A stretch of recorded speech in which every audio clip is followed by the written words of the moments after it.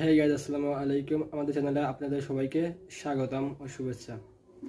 আমি আজকে আপনাদের মাঝে কথা বলবো যে ধরেন আপনার একটা অ্যাপস আনইনস্টল হয়ে গেছে ভুলবশত অনেক আগে, কিন্তু অ্যাপসটার নাম আপনার মনে পড়তেছে না। সেক্ষেত্রে সেই অ্যাপসটা আপনি ইনস্টল করতে পারবেন যদি প্লে স্টোর থেকে অ্যাপসটা ইনস্টল করেন, কিন্তু পরবর্তীতে আপনার অ্যাপসের নাম যদি মনে না থাকে তাহলে আপনি ওই অ্যাপটাও আবার ইনস্টল করতে পারবেন। অ্যাপস দেখে, লোগো দেখে যদি চেনেন, বা ওই অ্যাপসটা দরকার হলে অবশ্যই আপনার চেনার দরকার।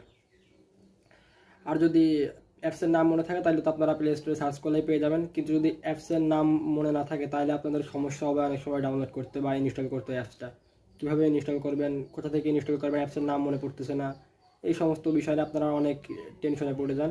সেক্ষেত্রে আমি আপনাদের মাঝে আজকে শেয়ার করব এমন একটি ট্রিক্স যেটার মাধ্যমে যদি আপনাদের 1 বছর আগেও অ্যাপস আনইনস্টল হয়ে যায় সেটা আপনারা ইনস্টল করতে পারবেন, ওই অ্যাপসটা ফেরত আনতে পারবেন এবং পরবর্তীতে ওই অ্যাপসটা ইনস্টল করতে পারবেন বা ব্যবহার করতে পারবেন। এবং আমি গত ভিডিওতে দেখিয়েছি যে ইমোর 2টা সেটিং দেখাইছি হিডেন, ওইটা আপনারা দেখতে পারেন। আসলে ইমোর সেটিংটা অনেক ভেরি ইম্পর্টেন্ট। আর একটা দেখাইছি যে প্লে স্টোরে 5টা সেটিং যেগুলো অন করে রাখলে আপনাদের ফোনে চার্জ কম খাবে, নেট কম ফুরাবে এবং ফোনটা ফাস্ট কাজ করবে। সো আজকে দেখানো যাক যে কীভাবে 1 বছর বা 2 বছর বা 5 বছর আগেকার আনইনস্টল হয়ে যাওয়া অ্যাপস কীভাবে আবার ফেলে ইনস্টল করবেন।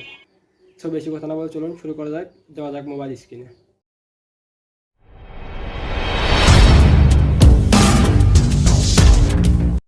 হে গাইজ, ফাইনালি চলে আসলাম আমরা মোবাইল স্ক্রিনে। তো আমি এখন আপনাদের দেখাচ্ছি যে কিভাবে যদি আপনার প্লে স্টোর থেকে অ্যাপসগুলো ইনস্টল হয়ে যায়, সেটা আপনারা আনইনস্টল হয়ে যায়, সেটা কিভাবে আপনারা দেখবেন বা ফেরত আনবেন, আবার ফের রিইনস্টল করবেন সেটা দেখাবো। এর জন্য আপনাদের প্রথমে প্লে স্টোরটা ওপেন করতে হবে।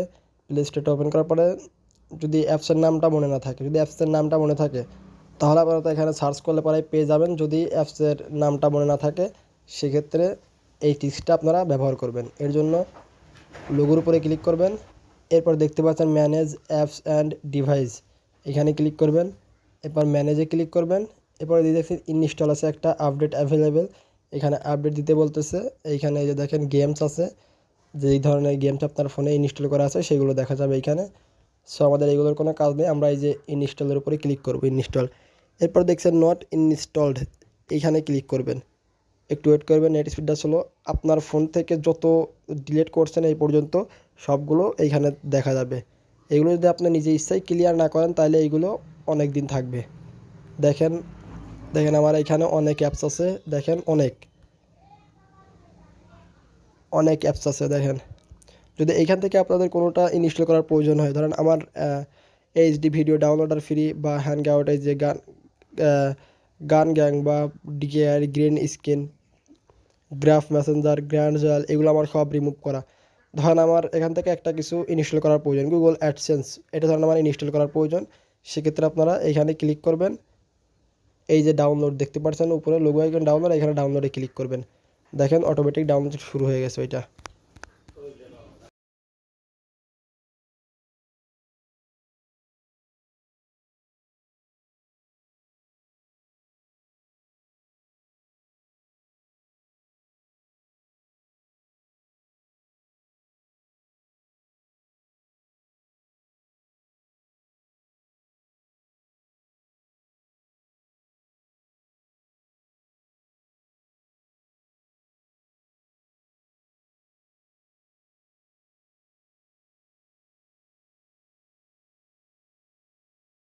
আসলে গাইজ আমি কোন জায়গায় অ্যাপসটা ইনস্টল আর কি খুঁজে পাইছিলাম এটা খেয়াল নাই।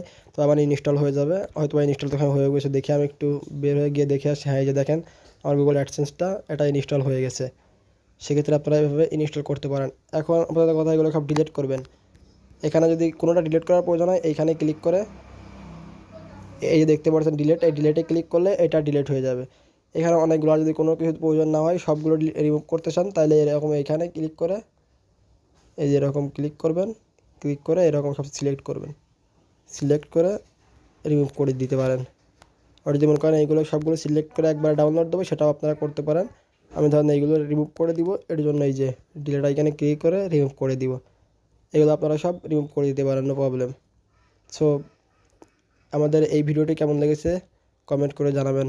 ভালো লাগলে লাইক কমেন্ট শেয়ার করতে ভুলবেন না। সুস্থ থাকবেন, ভালো থাকবেন, দেখা হবে পরবর্তী কোনো ভিডিওতে। আল্লাহ হাফেজ।